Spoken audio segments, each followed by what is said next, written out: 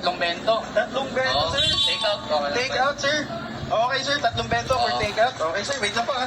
Balita ko meron pa yung ano yung scratch card. Ay, oo, sir. Ito, scratch card. So, kung ano yung nakasulat dito, mapapanalunan mo.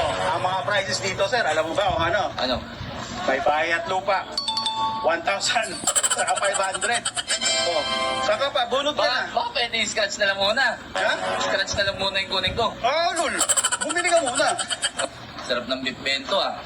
Ano kaya may scratch ko dito? Sana manalo akong bahay at lupa. Scratch ko na. Sir, good luck po. Ano to?